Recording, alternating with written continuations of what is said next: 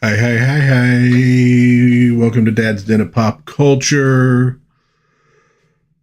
A lazy Sunday afternoon. I mean, I guess it's probably pretty lazy for anybody who's actually listening to this because, like, otherwise, you'd be doing something else. Is anybody listening to this? I don't know. I don't know. I just speak into the ether. My words, comfort, wisdom, and joy, and hope somebody hears them. And hope someday those people, those precious members of the audience will shower me in super chats and I can retire because holy crap, what a week of work I had. I know everybody out there has weeks like this where I'm trying to get 7 days of work into 5 days of work time. Like the brain just max RPMs every day. I'd literally get in, sit down, would maybe get up once during the day for about 5 minutes. Other than that, data. Oh, I'm telling you what. I mostly got it done, but that was Lady Gwendolyn is there. God bless her. She's my wife, though, so, she's contractually obligated. But still, she could defy me, but she doesn't. So anyways, it was a crazy week. Hopefully everybody else had a good week of work, getting things done, getting paid, having a good time. And it's getting kind of nice here in Vegas, man. It was like, when I got moving this morning, I don't know what it was, maybe, 6:30 in the morning, something like that. It was 60 degrees outside. It was real comfortable. We're going to have the tortoises out here pretty soon. We have a couple tortoises. I posted some videos of them in the past. It's getting warm enough. One of them actually popped out about 3 weeks ago for about a day, maybe 2 days, because we had a little warm spell. And then back in the burrow because it turned cold again. But yeah, so we're going to have those two maniacs out pretty soon. I don't know if you've ever owned a tortoise. They are nature's main battle tank. They walk through things, not around things. Maybe over. But and I'm not joking. Like, we have potted plants on the patio. And they just try to go, through them. And it's like there's a 2-inch gap and you're 6-7 inches wide. It's not going to happen. And, if things get knocked over and broken, what can you do? That's just life. And they're stubborn and they are single-minded. If they decide they want to walk through a gate, they'll spend an hour just scratching, just trying to walk through it. And you're just like, okay, well, have fun, I guess. And you got to look every once in a while, make sure they haven't flipped themselves over. But they're nuts. You wouldn't think. Tortoises are not that much work, but they're more work than you think they'd be for something that moves that slow. Basically, they're nuts. But yeah, so it was a nice morning. Went out with coffee, read an old Legion of Superheroes comic. Took a little video of from under my oak tree. I put that on Twitter. You could find it out there if you look, I'm sure. Just a little bird song. Hear the dog tromping around a little bit. It was nice. It's a nice morning. So hopefully things are nice wherever you are and whatever you're doing. So what's going on over the last week? What's going on? What went on during the last week? Snow White was released, right? Man, I think the only interesting story there, and honestly, I have no intention of watching a live action remake of an old cartoon. I'm just not interested in it. They could be the greatest things since sliced bread, and I still wouldn't be interested in them. So I got no dog in this fight in particular.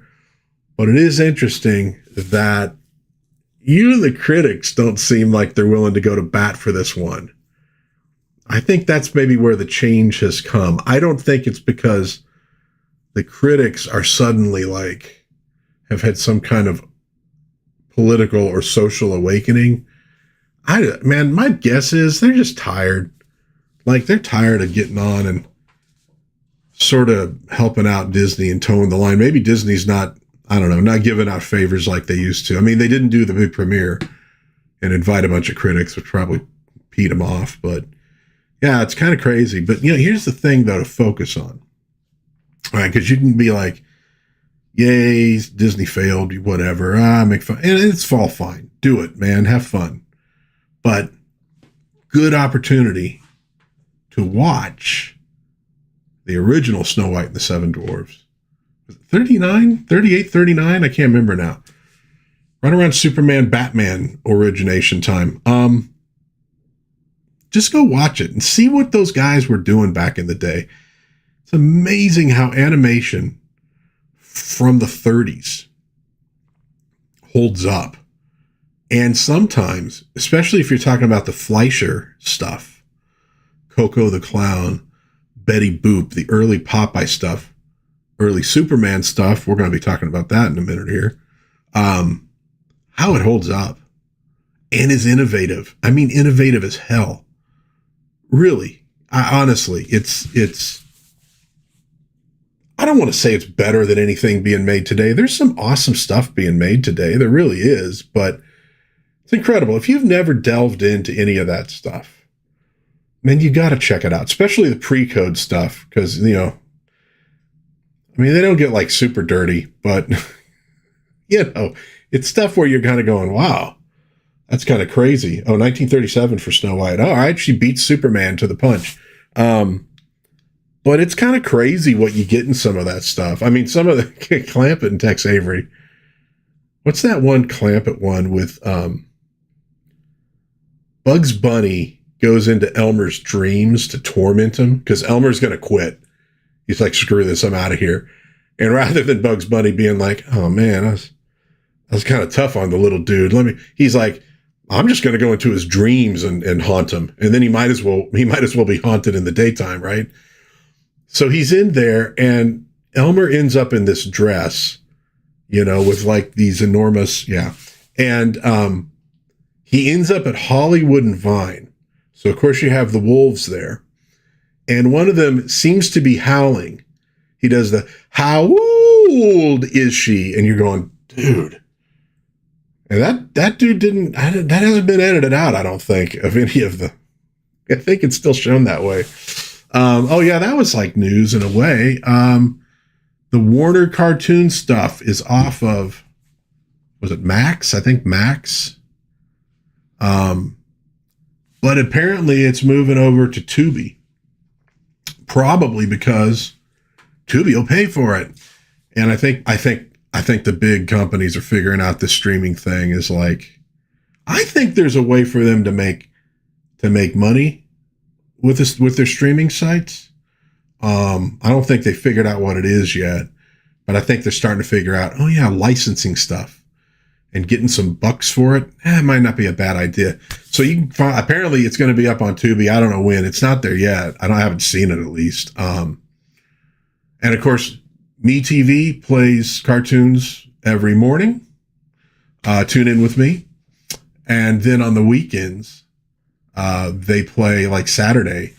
You get a block of Popeye, but sometimes they'll mix in some Betty Boop and stuff. And I'm just serious, man. The Betty Boop cartoons they're amazing.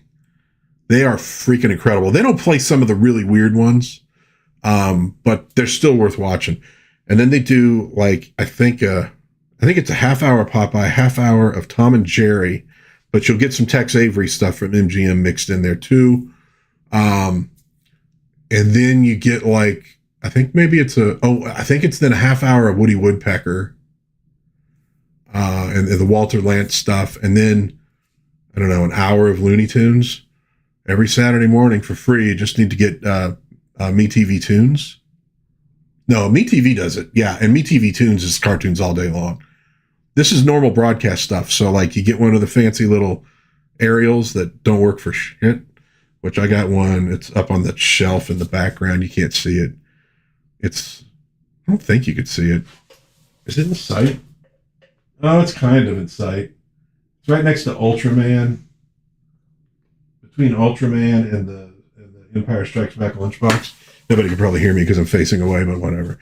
Anyways, get one of those things. You hook it up. You get all the, over-the-air broadcast stuff, on a normal TV like, NBC, ABC, CBS. But then you also get, I don't know, a lot of other channels. Some of them are crap, but there's some great stuff. If you're retro vintage, if you're into that stuff, you got to get them, man. There's a movies channel that does a lot of old movies. They do like a Blondie and Dagwood movie, I think, every Saturday morning. Those are kind of fun. There's like Antenna, Cozy TV, Catchy TV. Yeah, it's all reruns, but what the hell? You usually find some. No, Grit does like Western stuff. I think there's a couple that do Westerns. There's like, what is it, Comet, which does sci-fi. What were they doing last week?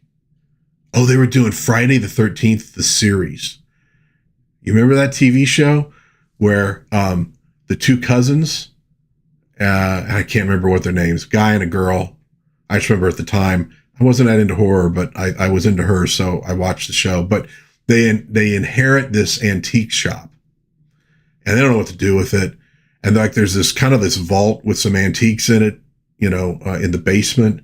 And they're like, dude, let's just sell all the antiques. Let's do like a fire sale, get people in here, buy all this crap up, get it out, so we can collect our money and we can go on with our lives. Because they don't like even hardly know each other. And so they do, and then they find out, oh, well, the stuff down in the basement, yeah, that was all cursed. And it's going to be out there killing people until you bring it back. So that's the point of the series. Nothing to do with Jason. It's Friday the 13th series has really nothing to do with Jason, but they have to go out and they have to get back all this stuff, and so you get episodes about all these cursed items. Anyways, they were playing like a bunch of those. They do X-Files. They do a lot of infomercials though in the mornings. Anyhow, there you go. If you're looking for Looney Tunes, you can find it on broadcast TV and then later on Tubi. I brought up Max Fleischer. Let's bring this dude out right now. Usually I do these guys like later on, but what the heck. There's the McFarlane. Fleischer Superman arrived this week. And like I always do. Oh, wait, I still got one little sticker I got to take off of there so I can get into it. There we go. Get that out of the way. There's the back, which is like nothing to do with Fleischer Superman, really.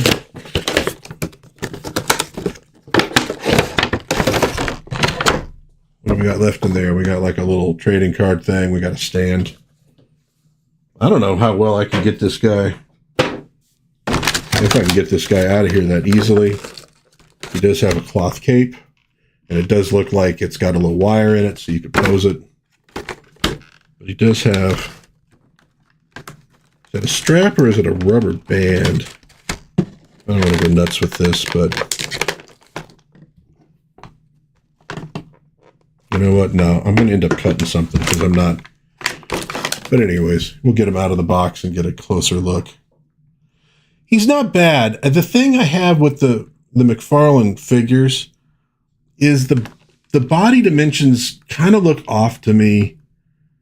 His head looks kind of really small, kind of like a pinhead, like if Zippy the Pinhead and Superman had a baby. It's not bad. I'm not thrilled with the eye work because it just looks like his eyes are closed. And if you watch the old cartoons, it's sort of the narrower eyes. They kind of do that with old Captain Marvel too, but they don't quite look that narrow. It just literally looks like the dude's kind of going, but whatever. Not bad though. Not bad. I wanted to get it because I don't know. I love Fleischer Superman so much. So I figured I wanted to have that up on the shelf to look at.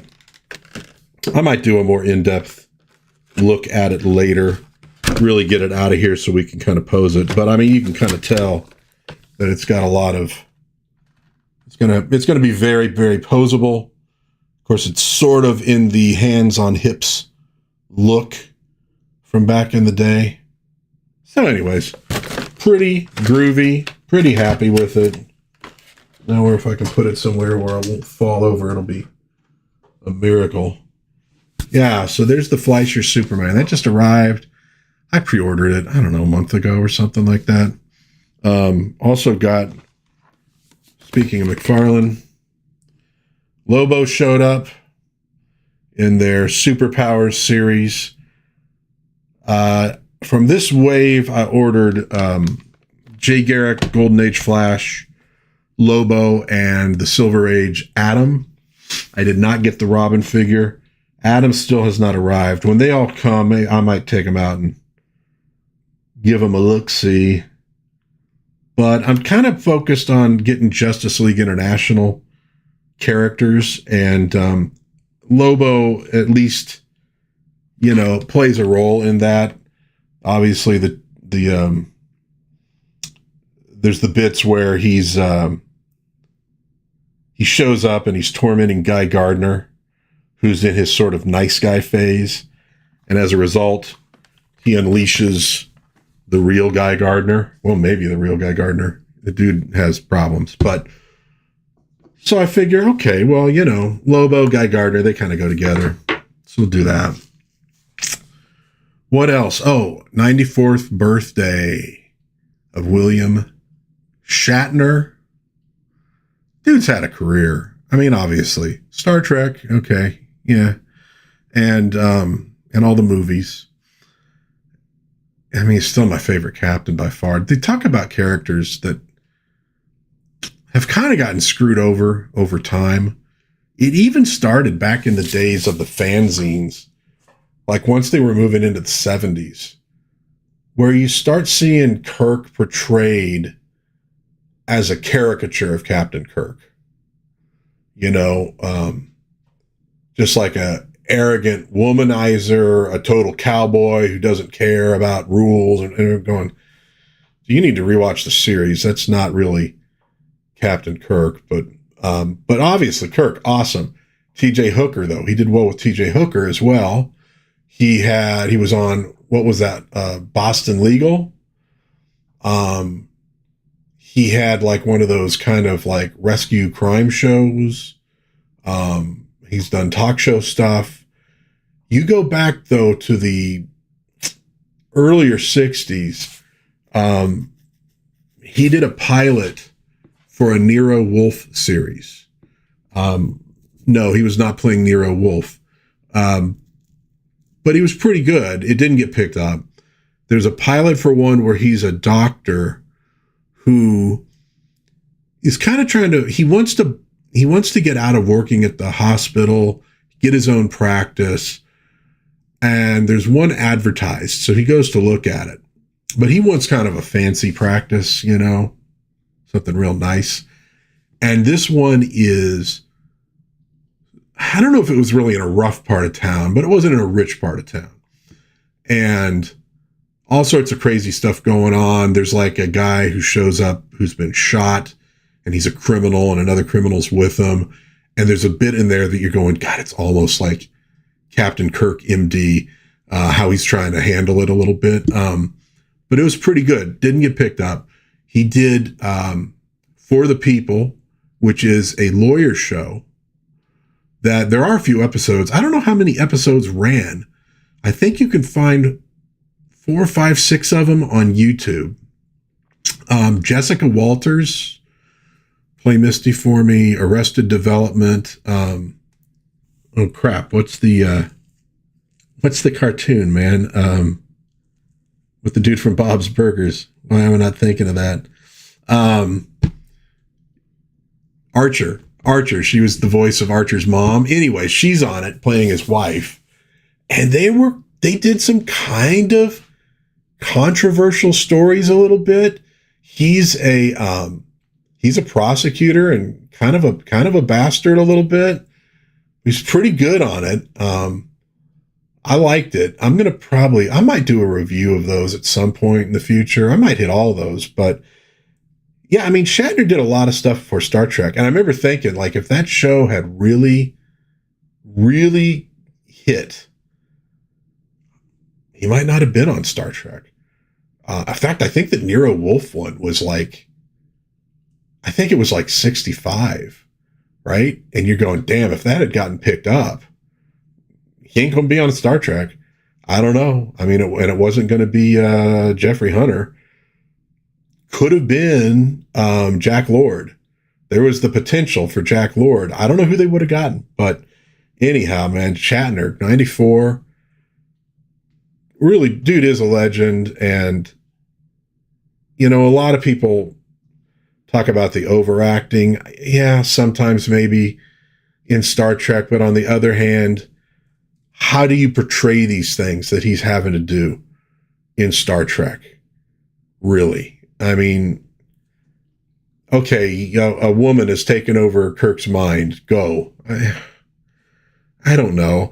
How do you do that subtly where you can at least tell it's a different person? Also, she was insane. People forget that. But I think he gets knocked for that. And I think a lot of people, when they think of him, they think of the impersonations, you know.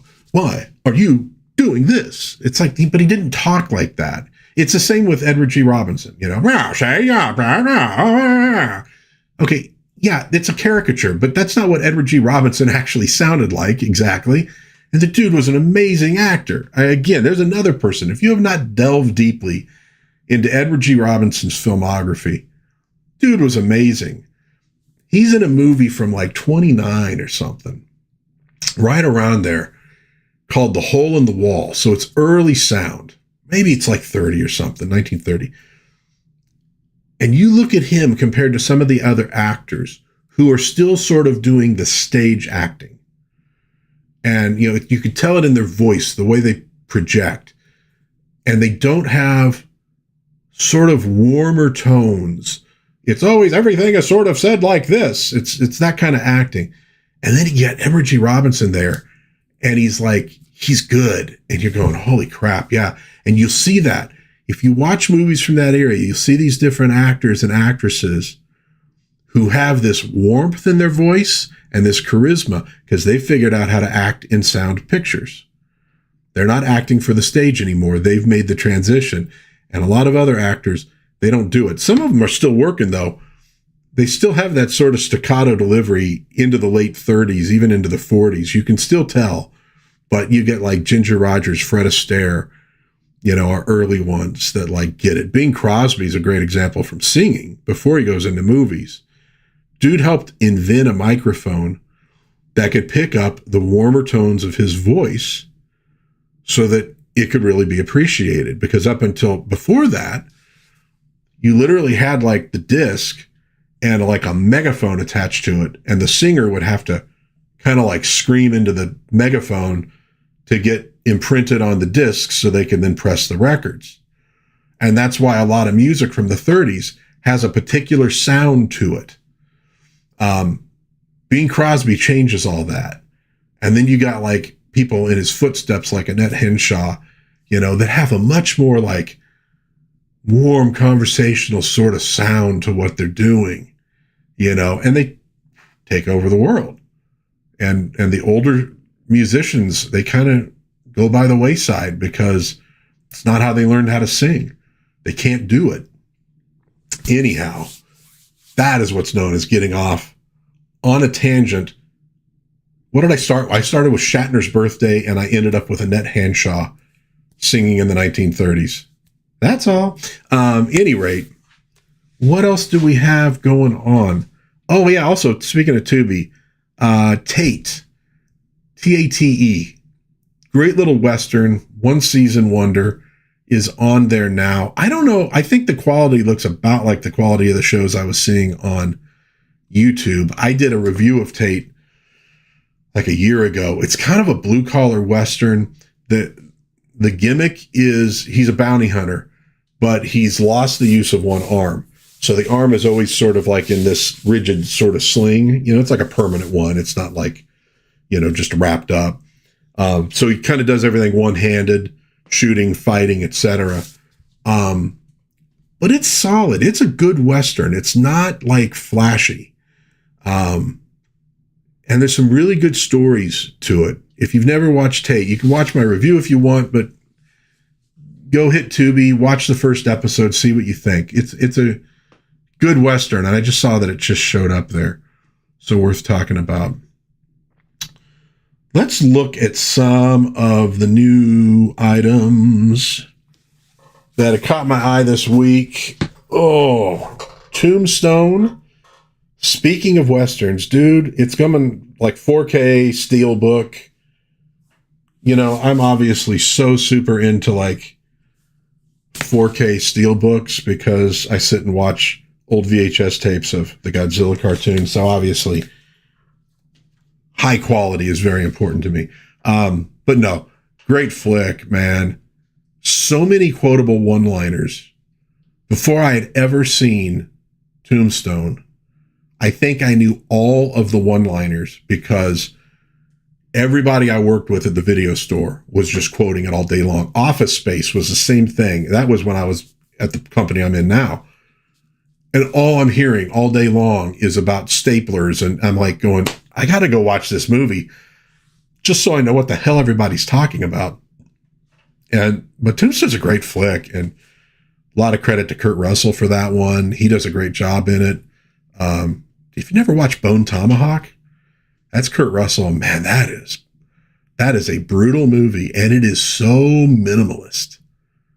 So minimalist and realistic in the way it's shot. It's a really interesting flick, but Tombstone, great. Val Kilmer, of course, just killing it as Doc Holliday.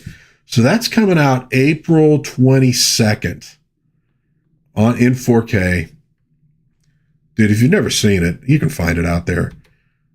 4K or not, just go watch it. Longbox Heroes, Wave 2. These are 4.5-inch figures. Wave 1 was a Kickstarter as well. A lot of cool stuff in it. These are like kind of indie comic characters given action figures. From Fresh Monkey Fiction and Toy Otter Toys. So the Kickstarter launches Monday, March 24th, which would be tomorrow. I don't know what price-wise it's going to be like. I did grab a couple of these so you can get a closer look at some of the characters. You have Radiation Tick or Radioactive Tick, Arthur, we got Grindel.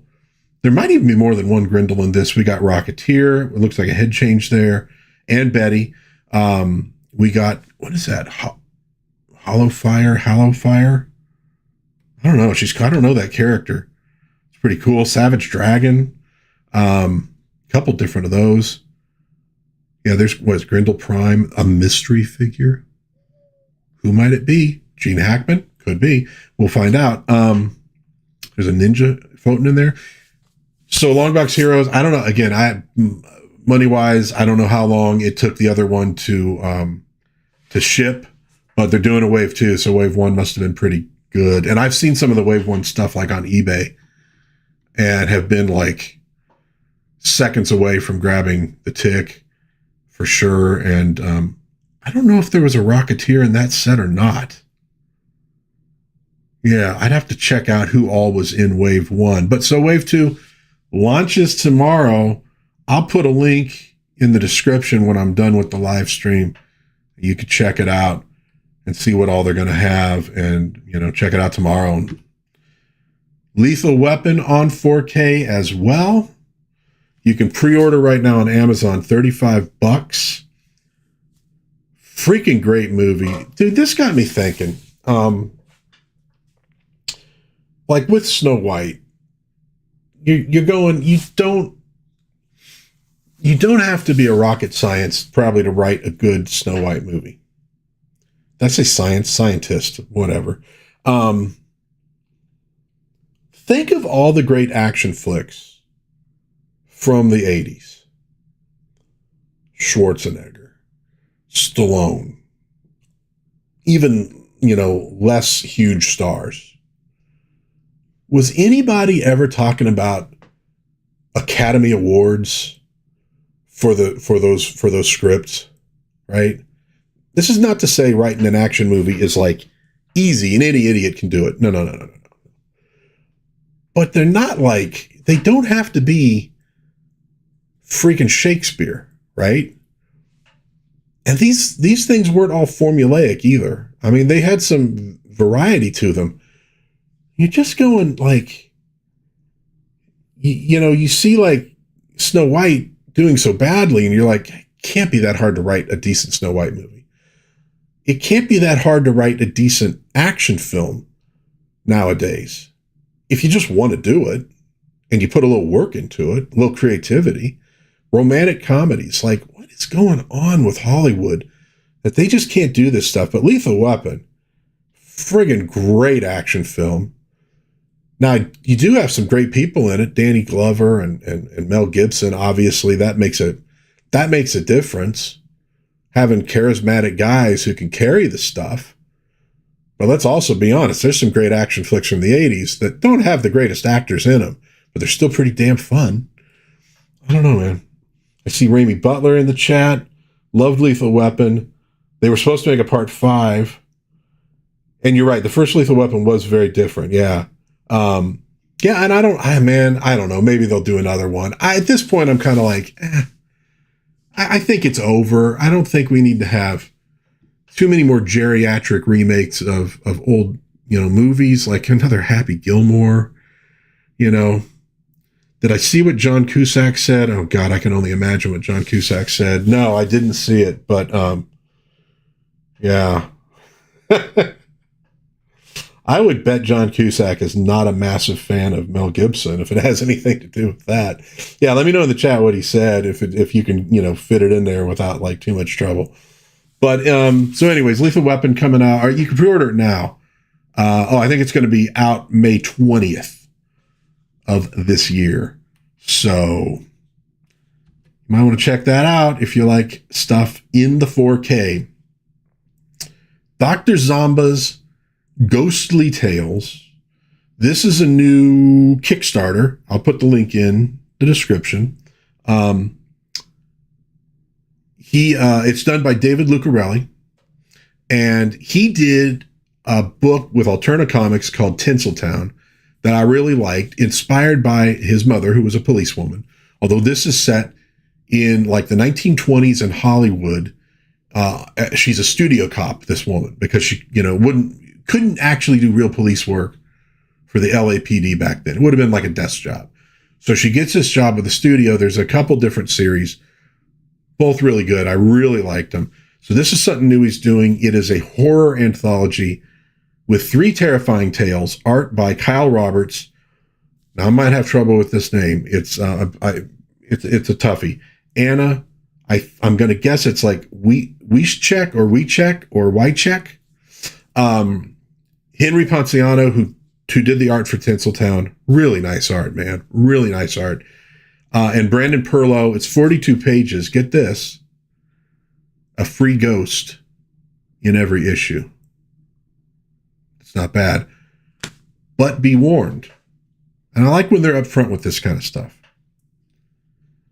Everyone who buys this comic will die. I mean, that's probably based on the fact that everybody who doesn't buy the comic will also die, but just be warned, the comic could be cursed. But anyways, I really like what he did with Tinseltown, and so I figured it's worth checking out. So it's going to be on Kickstarter. I don't know if I have a date for when that's going. It's now live. It's now live on Kickstarter. Sorry. So you can go check that out. I'll put the link in. Speaking of action flicks, A Working Man with Jason Statham. This is based on work by Chuck Dixon, series of books he has on a character called Levon Cade. This is going to be in theaters March 28th. So you might want to 70s Dr. Voodoo. It might be. Yeah, it might be like that. If you go look at the Kickstarter, you'll see they kind of give you a little bit of a taste of what the 3 stories are all about. But anyway, this is going to be in the theaters on March 28th, so you might want to go check it out. Pretty darn good preview. And speaking of action, it looks like an action movie. It just looks like a damn action movie. guys beating the crap out of bad guys, etc. And we need more of that, frankly. We just need some entertaining movies. Oh, this kind of reminds me a little bit of the 70s, where you had to have a little bit of lecture in everything until finally the dam broke in the late 70s with Star Wars, which George claims was a lecture. I don't think it really was, to be honest with you. I think he was probably getting heat from Winnie the Pooh. Oh, did he do Winnie the Pooh? Oh, he did do Winnie the Pooh. Chuck Dixon. Dude, Chuck Dixon's Conan stories I've read, they're just, you're reading them going, I can see this as a movie. So his writing is very cinematic anyways, you know? So you imagine it's going to translate really well into a movie without any trouble. And of course, he's done movie work and stuff. He's worked with Stallone on some things. Yeah, so totally worth watching. But again, it's comes down to like, we just need some entertaining flicks because we all have problems in our lives. Stress. I've had stress this week from work. I got an insane dog who gives me stress all the time. Don't want the lectures, man. It's fine. It's fine to do meaningful movies like that too, right? But it's like every movie that's made doesn't have to have some element of, you know, like Kramer versus Kramer in it, or, you know, the Milagro Beanfield Wars. Those are great flicks, right? But you don't need to insert some of that into Lethal Weapon, you know? And there are ways to do it a little bit, but just want some damn good, fun movies to watch. They don't have to be the biggest blockbuster ever. Although, hey, I hope Working Man is the biggest blockbuster ever. It'd be awesome, but it doesn't have to be. Just solid, great flicks. And you know there's probably a few of those out there that you just don't hear about. Well, and I'll be getting to this in just a minute, but I mean, well, I'll get to it when I get to it. But I saw this pop up from Super 7, Where the Wild Things Are. I know a lot of people love that book, kids' book. And, oh man, also, yeah. I have an uncle who's going through that right now. I don't know if it's technically Alzheimer's or not, but it's tough. It's tough. I'll be honest, it's one of the things I fear the most, just because, like, I mean, what do you lose? I've been kind of a brain person my whole life, and losing that feels like you're maybe losing a little of yourself. But then I also worry about the stress and the hardship I could put on my loved ones. And I'm a person who does not like to be a burden. And you know what? Maybe by that time I've earned it, but still, I hate to think about doing it. That's tough, man. God bless him. God bless him. And dude, just stay strong, man. You just got to work through it. My grandmother had problems like that, both of them, actually. And it's really hard. It's really hard. And you just, like so many things, you just got to keep putting one foot in front of the other and taking it day by day. But God bless you, dude. So Where the Wild Things Are, coming soon. I don't think there's any kind of date attached to it whatsoever, but they're pretty cool looking. I think they did a good job with them just from this. Now, I don't know if these are actual samples. I know they kind of CGI these things up nowadays for, well, this is what it's going to look like. And to be honest with you, they generally do look like that when they actually produce them. And you got to figure all these things are now designed on computer anyways, right? It's not necessarily 3D printing, but you know there's sort of like a CAD file, so to speak, for all these toys. So translating the CAD file into a CGI image of what the toy looked like is probably going to be pretty darn accurate. So those are kind of cool. So I've talked about this a few times, but The Day the Earth Blew Up, Looney Tunes movie, as they're stating, the number one Looney Tunes movie right now on Earth. Number one Looney Tunes movie. No, it is a funny flick. It's coming out on Blu-ray May 27th. You can pre-order it now on Amazon for $27. So if you didn't want to, you know, go to the movie theater for it, you can get it there. It sounds like Ketchup, which is the company that did it, that actually made the movie, they had to buy it essentially back from Warner Brothers so they could put it out in the theaters, because Warner was just going to sit there with their thumb up their butt and not actually release the thing. And it's got really good reviews on like Rotten Tomatoes. Way better reviews than Snow White. It's not making nearly as much money. It is, I think, sticking around in theaters for another week, but apparently it sounds like Ketchup now might be able to get a hold of that Coyote versus Acme movie that Warner has sort of shelved.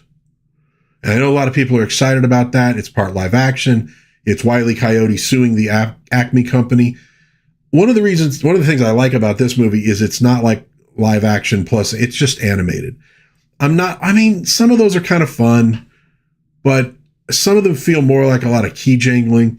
But it sounds like a lot of people really are excited about this Coyote Acme movie. Might get a release because of Ketchup. So, hey, support these guys. And honestly, dude, these guys, they did really good work with this movie. And, they deserve to have this thing seen, and they deserve to make a few bucks off of this thing. They did a really nice job with it in an era where it doesn't seem to be that easy to do a really nice job with anything, regardless of your intentions. This one, Dave Brink from Genuine Comics, he does some really cool superhero stuff. Among them, a character called Perfect 10. And if you've seen drawings of Perfect 10, you'll remember it. She is, bodacious might be the term for it. To the point that I was like going, man, it looks good, but I don't know if it's going to be a little. These are great books. I finally went ahead and said, I'm getting them. I don't care. And really fun, really good books. So this is a character called Ravik, who's like he's like a centaur warrior. The tagline is no prophecies, no chosen ones, no mercy. So we're talking like some bodacious, badass barbarian comic action. Looks really good. Art from Pal Rodrigues and Randy Monses or Monts. I'm not sure how you pronounce the last name there. Rodrigues does a lot of the stuff for the superhero stuff, and he can draw. And we're talking muscles, and we're talking women who, are just completely unrealistic. But Brink is awesome. I follow him on X. You should too. Seems like a genuinely good dude. Makes some genuinely great comics. I think he's from the Netherlands, but just does some rad stuff. And there's genuine fun and in those superhero books. I really dig them. I think Perfect 10 number 5 is coming out soon, and I think that'll like end the initial storyline with the character. I think maybe it's still up like on, I don't know if it's Indiegogo, Fund My Comic. You'd have to maybe go look for it. Follow him, you'll find out. He does really good stuff. Yeah, I know. I'm married, and that's one of the reasons I was like, I don't know, man. I might get in trouble if I get this thing. But I follow the dude on X. I always want to say Twitter. And I'm like going, I want to buy his book. And, but the art also just looked really good. Like just fun and action-packed and all that. And they're really fun books. They're worth it. New from McFarlane Toys, pre-order March 25th at select retailers. That would be Tuesday. 7 inches tall, Kingdom Come Superman. So if you've never read Kingdom Come, it's not only a great series you can get, obviously it's a graphic novel. That's what I have. It also basically predicts exactly what's going on in comic books for the last, well, really even into the earlier 2000s, of just superheroes who act more like villains and are basically there to just tear everything apart. And it's the return of the old heroes of the DC universe who've kind of retired and given up, and they're coming back and bringing with them, truth, justice, in the American way. It's a really good series, man. Alex Ross art. So that's probably going to be a very cool figure. Now, my assumption is it's probably going to be along the same lines as this guy. I think it's kind of from the same. This is called Page Punchers. This is DC Multiverse. And dude, there's too many. I can't keep track of what all this stuff is, one from the other, but probably going to be a good figure. It looks like a good sculpt there, at least. So something you might want to check out. You might want to put that guy on your shelf if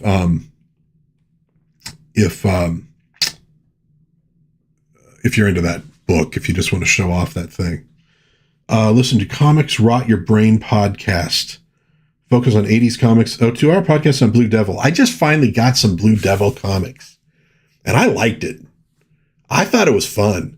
I thought they did a really great job. It actually reminded me a little bit of the Wonder Man series Marvel did later, because you got guys working in Hollywood, and so you got sort of like, creepy, or maybe not creepy, but agents. I mean, all agents are kind of, that's how they're always portrayed, as being, a little less than honest. Like, if you want to see the greatest agent character maybe ever, Fleischer, BB, who speaks in this sort of 1930s sort of, dude, go look up like Fleischer BB on YouTube or something and watch some scenes. She's so friggin' good. But it's that kind of, you get that kind of character, Hollywood producers, etc. Because Blue Devil is like a stuntman who built this Blue Devil costume and gets sort of bonded with it. I only had a few issues and recently, but I really liked it, man. I'm going, yeah, that's one I kind of want to get more of. Toymaker Valve about how expensive. The problem with these things are they're not toys. They're little sculptures made out of plastic. The old stuff was so cheap because they had huge runs, and there's, economies of scale, and they're cranking them out of Hong Kong. Okay, granted, a lot of this stuff now is cranked out of China. And actually, Migos, I found an old ad for Migos in a comic book. I don't remember what they were. It was like a $2.99 or something like that. And so I went to like the CPI calculator. Well, what would that be today? It's about $20, which is what Migos will go today for the most part. But Burt Reynolds, Hooper, and yeah, it is. Yeah, Hooper's a great flick too. I was maybe going to review that soon. It's a really, anyways, I'm so easy to get off on tangents. But I think the problem with these things is they're not really toys. They're not designed to be mass produced for kids and destroyed. They're designed for collectors. And as a result, you get lower runs. You might get these things a little upgraded in terms of, their design. And as a result, they can be a lot more expensive. But look, man, vote with your wallet. That's the best thing you can do. There's plenty of things I look at and I go, that's really cool. Ain't no way I'm buying it. It's just too much. I'm not angry. You put it out at the price you need to put it out to get the profit that you want to get. It's not like me going, I want these hot toys, but they need to be, $30. No. They need to be what they need to be. But yeah, it sucks. Sometimes you can't get things, but like I got so much crap on my shelves as it is. My wife can attest to that. All right. Last thing up I was going to look at here is Mighty Mascots number 10. Now this is in demand on Indiegogo. So it's not new, but, comes from Keith Gleason. I follow Mighty Mascots on X as well. Man, just a fun guy. It's like a comic book about these cereal mascots, which is just cool. And it's just very, 80s nostalgic. You remember all these characters, Toucan Sam and the Trix Rabbit and, Lucky the Leprechaun. It's that kind of thing. Captain Crunch. So $10 for the book, but also they're doing Breakfast Brawlers. These are 3D prints, so I don't think they're like action figures, right? 3D figures, trading cards, and temporary tattoo. That's pretty great too. So you get, let's see, set 1 is Boxer Bear and Professor Manny Coleman. Set 2, Boom and Brewster McPunch, if I'm getting these things in the right order. Set 3, Whack and Mondo Martian. And set 4, Smack and Captain Horatio Honeyflake. Okay, no, I got 2 of these. That's definitely, no, that would be, I think Brewster McPunch is in there. Where's Captain Honey? There's Captain Honeyflakes. I got 2 of these things reversed. My fault. I'll put the link to their Indiegogo, but cool dude, fun stuff, worth checking out. All right, so I got 2 little reviews I'm going to do here. Flashman, 1967. It is an Italian superhero movie. So 67, we're right around Batman era. Batman inspired a lot of stuff. It's not a great film. In fact, I think my comment on Twitter was that what was amazing is the English voice actors dubbing the movie are about as bad as actors as the actual people in the movie. So it sort of syncs up in a weird way. What I will say is, there are some really fun shots in it. There's some really nice shots in it. So it's not bad to look at. The dude's costume is pretty cool, but here's what I actually wanted to talk about here. Yeah, and it's based on the Phantom, and that figures here. I'm looking for a movie poster, and this comes up. Red costume. Costume is not red in the movie. It's white. It's a white costume. So, but it got me thinking, because in Italy, Batman has a red costume as well. Now that partly comes from, they would get these things, they would color them themselves, and they just decided we're going with red. So they kind of, now obviously his costume wasn't red in the movie there when it was played, but they put it in red on the poster because that's what it's supposed to be. And the Phantom wears red in Italy. For some reason, Italy feels like superheroes need to be wearing red. They're very adamant on this point, but so I just thought that was kind of funny that I'm going like, this is your own movie. This is your own character. He's wearing white and, you've made him red on the poster. Anyways, I had fun watching it. It's not a great movie. There's like comedy relief that just doesn't translate. And that's true from one time period to another, from one place to another. It was a little on. Well, it's like the line in that MST3K for Santa Claus Conquers the Martian, about Droppo. Like, Droppo is kind of broad. This would be broad even for Larry Storch. God bless Larry Storch, by the way. Dude, he did some great stuff in F Troop. Yes, he was a little over the top, but I don't give a crap. I like Larry Storch. Anyway, so there we go. Flashman, I managed to listen on Friday because I've just been so busy lately. I have not had time, man, to like even listen to stuff. It was, but I did finally just listen to that movie. I'd had it in my watch later forever. I watched the Raimi. I watched the one that's like, what's his name? The dude in silver, Santos. Or is it Santo or Santos? Where he's taken on like Frankenstein, Dracula, Wolfman, Mummy. I don't know. Almost everybody. And the other dude in the blue. What was funny is like, I grab a copy of this thing online off of YouTube. There's sites that, and so, but it was subtitled. And at the time I didn't realize that the subtitles were not going to translate through either. So I actually sat back here, watched it on my old TV because I got a little thumb drive thing that you could play like MP4s through.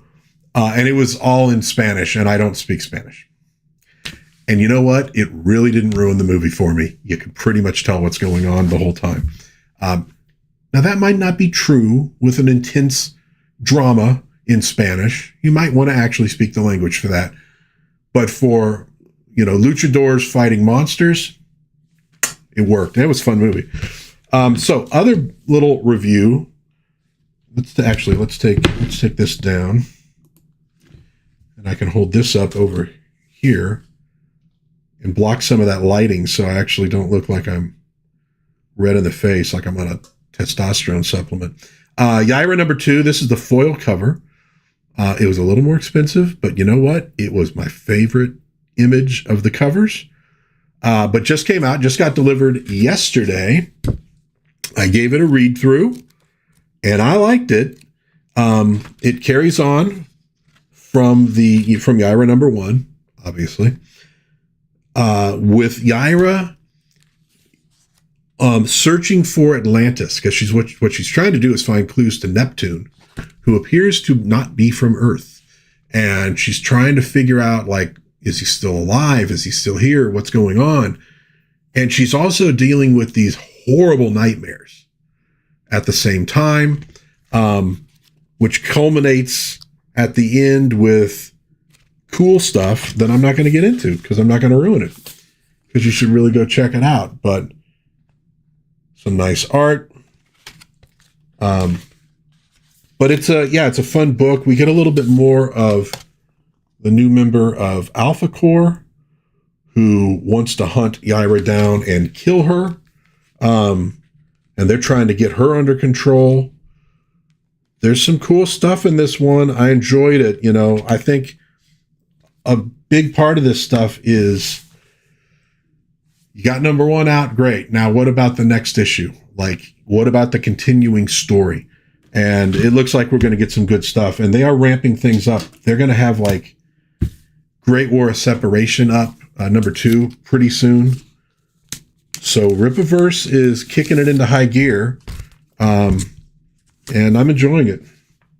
I thought I'd bring this up, too. A little old with the new. Justice League Europe. I got a bunch of these oldies from the 50-cent bin. I'm trying to fill out my collection. I used to get these back in the day. This one's kind of cool. It's against a villain called Deconstructo.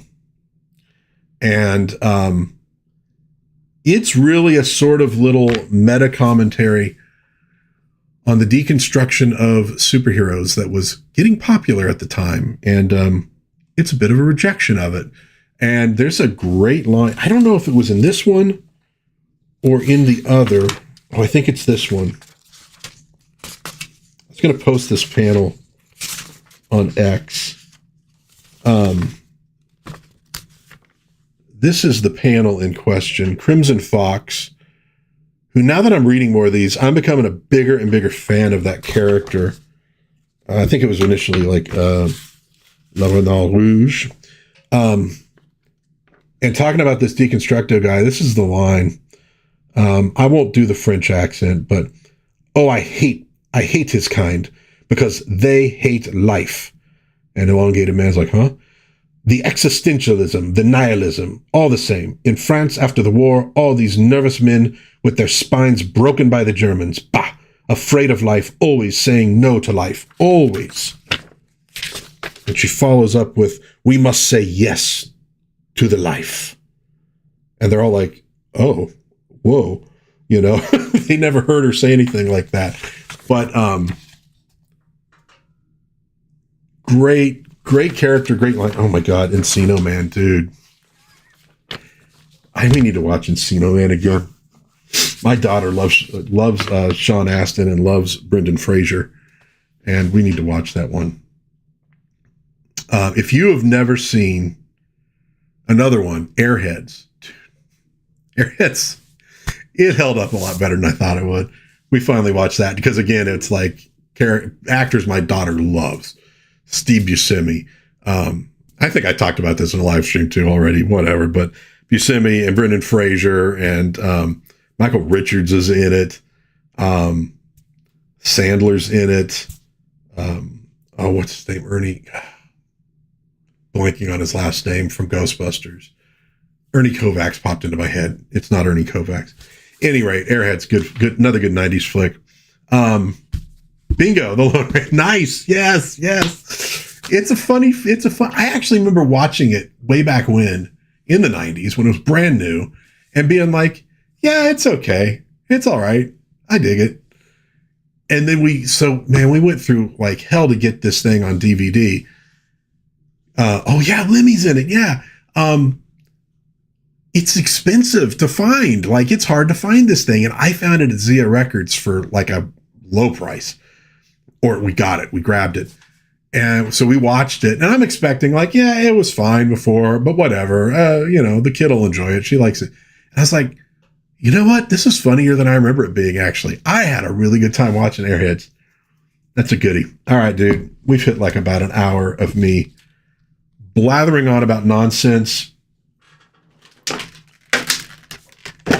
We got Superman. We got Yaira, number 2. Awesome stuff. Fun books. They're fun. They're fun. For God's sakes. For God's sakes, we need some fun in this world. Oh, we need some fun in this world. This is fun stuff. I enjoy it. Go find some fun stuff. Go find some fun people. Go find some fun times. Times are going to be tough. Times are going to be hard. That's always going to be going on. And the older you get, right, the more often. I mean, I'm at that age now where I'm losing relatives. I've lost my mother. There are days I think I'm losing my mind. Not really. I'm good. But, but I'll tell you what, there are mornings. The back is not happy. The knee is not happy. I was just sitting here a moment ago with my legs stretched way out because my knee was clamping up on me. You're going to have that stuff in your life. Find the good stuff too. Don't wallow in it. I will sometimes be driving to work or driving home from work, and there's somebody walking a dog on the side of the road, like on the sidewalk. And it's like, they can't hear me, but I'm always going, hey, puppy dog, whatever, because dogs are just happy, right? And I'll like shoot something to my daughter and say, hey, good news, I saw a dog today. You got to find the fun stuff. You got to find the happy stuff, whatever it might be. Go outside, enjoy nature, get some comic books. You can go find a $1 bin, find a 50-cent bin, buy crap you don't even know what it is. Go find public domain awesome stuff that's out there for free on YouTube. Go to LibriVox. You can get audiobooks for free, public domain. Is the quality like the great? Not always, but who cares? It's good stuff. Go to Project Gutenberg. You can get stuff for like your Kindle and some other things. You could just download books. So many books, and some of the best books I've ever read I found on Project Gutenberg, and I didn't know what they were. I did one of my earliest videos is on some forgotten classics. Okay, it was like Atlantis, the Lost Continent, Eva in Shadowland. Which, do I have that where I can get to it? I don't. I think I got stuff in front of it. It'd probably be a disaster if I tried to get up. What was the other one? The Purple Mist. Awesome books for free. So don't worry about like, I can't afford the latest greatest from who gives a crap. Get what you can afford and love it. Go get a friggin' chocolate milkshake from McDonald's and just love it, right? I'm loving it. Find the fun, find the happiness. Look, you know what makes me happy? I have a Grimace glass. That makes me happy. It's not that complicated. Find the good stuff because you're going to go through the tough stuff in life. You're not going to be able to escape it. But find the good stuff to keep your spirits up because we need everybody in there fighting, loving, having a good time that we can. Because, man, we know the bastards are out there trying to get you down. That'll do it for Live in the Den today. Hope you got something out of it. If you didn't, then I'm sorry I wasted an hour of your life. Please don't hate me. But I hope you got something out of it. Hope you had a good time. Ramey, thanks for being in the chat. Lady Wendelin, thank you for putting up with me for the last 30 years. I really appreciate it. I'm not always sure that I deserved it, but thank you for being there for me. I love you more than life itself. And the rest of you, you know, I love you too. I mean, I don't want to pick out curtains or anything, but honestly, God bless everybody. Please be kind to one another. Have a little bit of fun out there. And I will see you again, hopefully soon, in Dad's Den of Pop Culture. Oh yeah, this week, what do I got coming this week? Monday, another Justice League. I want to say Wednesday, Time Slip, a really awesome British sci-fi kids show. I think that's what I got planned. And Saturday, we're looking at the Mad Magazine board game because April Fool's Day is right around the corner. I think. Any rate. So check out what I got playing this week on YouTube. I love you if you do. It's really cool. So hopefully I'll see you again soon in Dad's Den of Pop Culture. Until then, bye-bye.